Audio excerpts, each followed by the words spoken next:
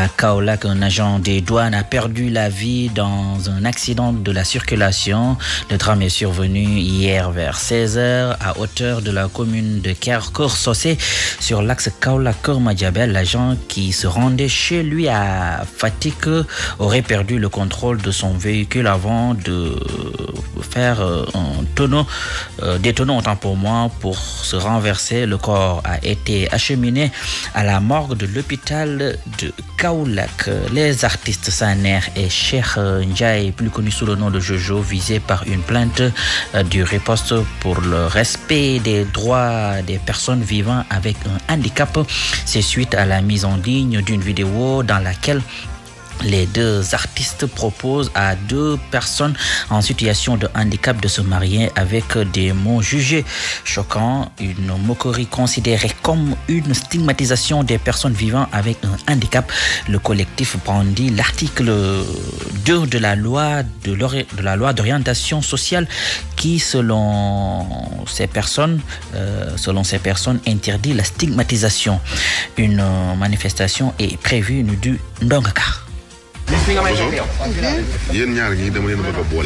Dans la vidéo en question apparaissent les comédiens Cheikh Ndiaye Saner de la troupe théâtrale Soleil Levant. À leur côté, une dame appelée Bousso et un autre artiste qui a comme surnom Bouton. Ces deux-là souffrent de problèmes de croissance.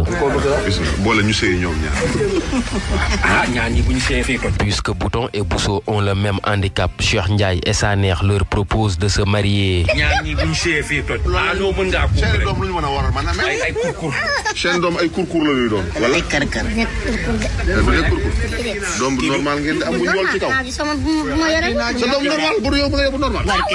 La publication de la vidéo déclenche la colère des personnes vivant avec un handicap. Elle dénonce une volonté de stigmatisation. Yorognan, coordonnateur national du collectif Riposte pour le respect des droits des personnes handicapées. Pour dénoncer d'abord l'acte de Saner et de Zozo, mais aussi de revendiquer le respect en général pour les personnes en situation de handicap. Le collectif Riposte ne se limite pas seulement à s'indigner. Il a porté l'affaire devant la justice et prévoit de descendre dans la rue. On a déposé une plainte au bureau du procureur parce que le Sénégal a ratifié la Convention internationale relative aux droits des personnes handicapées. Le Sénégal aussi a signé à l'Assemblée nationale la loi d'orientation sociale. Parce que l'article 2 de cette loi promulgue la protection, la non-stigmatisation des personnes en situation de handicap. Et nous, on sent nettement qu'on est stigmatisé, on est exclu à travers deux gens qui se disent comédiens. On n'exclut pas de faire une marche ni un sitting. Le coordonnateur du collectif soutient que les mises en cause ne sont pas à leur premier coup. Nongaka Pikine, Radio Futur Média.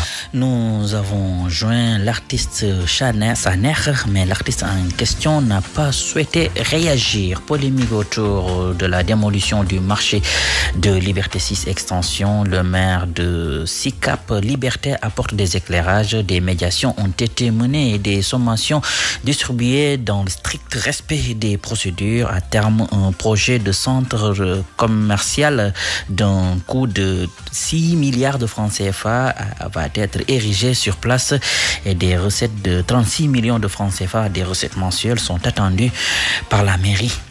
Papa Balagay. Depuis 2019, nous n'avons pas pris un franc de taxe pour qu'ils se préparent à partir. Accusé et acculé de toutes parts par les commerçants de Liberté 6 Extension, le maire de SICAP Liberté se lave à grande eau et se défend. Selon Santé Agne, toutes les procédures menant à la démolition du marché ont été respectées. Nous avons tenu des réunions dans le marché et nous avons mis ensemble une commission de suivi des étapes dans le marché devant monsieur le sous-préfet. Ceci pour répondre aux accusations selon lesquelles parce que nous sommes des Sénégalais, nous ne sommes pas des fous pour priver les gens de leur gagne-pain alors qu'on peut faire autrement. Pour autant, le maire rassure, tous les propriétaires vont pouvoir récupérer leur cantine après construction du centre commercial et les locataires ne seront pas laissés en rade. Tout propriétaire de cantine aura une cantine d'une valeur bien supérieure à celle qu'il a aujourd'hui. Et il y a des contrats en ce sens. Ces cantines actuellement coûtent entre 2 millions et 3 millions. Les cantines qui seront faites auront une valeur de 7 millions. Tous ceux qui ne sont pas propriétaires de cantines, des gens qui sont locataires, on a dit, tu vas t'inscrire auprès de Kerli et on va insister auprès de Kerli pour qu'il vous fasse des conditions très souples et très douces. Le projet d'un coût de 6 milliards de francs CFA va offrir toutes les commodités aux commerçants, ajoute Salimata Diemba. Elle est la directrice commerciale de Kereli Building. C'est un R+6.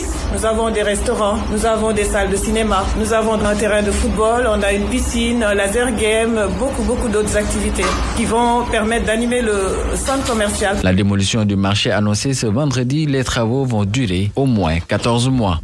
Installation des membres du Fonds national de la microfinance ce jeudi selon Zahra Iyancham. Une enveloppe de 30 milliards de francs CFA est prévue pour alimenter ce fonds dont l'objectif principal est de soutenir les acteurs de la microfinance. Le ministre de la microfinance et de l'économie sociale et solidaire est interrogé par Abdou Diouf Diagne.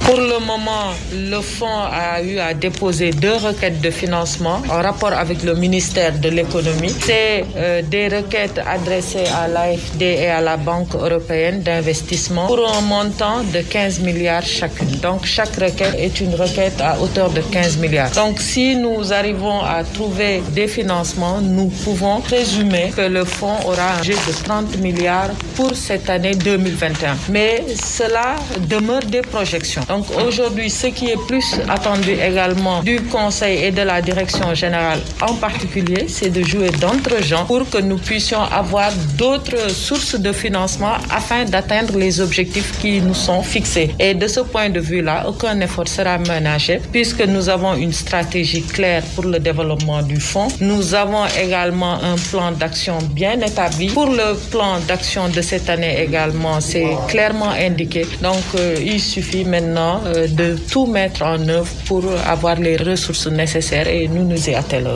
Allons dans le Niambour où les producteurs de pommes de terre et de l'oignon de la zone de Tchep et Poutou dans la région de Louga sont dotés d'unités de tri, de calibrage et de conditionnement. Objectif, améliorer la qualité de production. Une initiative de l'État du Sénégal et de ses partenaires. Suivons la correspondance d'Abraham Paul Puy.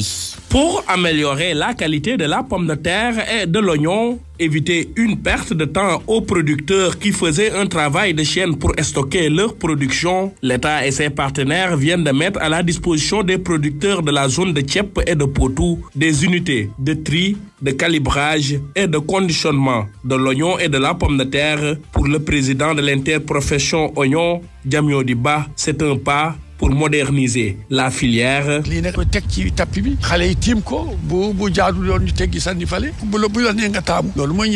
Avec ces unités, les producteurs vont être même labellisés et des emplois créés. Mamadou Sall, manager de Baïsedo. Avec ces unités-là, il y a plus de 30 emplois créés donc dans les différents sites. Et donc, c'est des emplois aussi rémunérateurs. Donc, l'idée aussi, c'est de continuer avec d'autres lignes de conditionnement qu'on va installer dans d'autres zones. Parce que cette problématique-là, on ne l'a pas juste dans l'oignon et la pomme de terre. Nous l'avons aussi dans la carotte. Après ces unités, l'objectif désormais est la construction de chambres froides et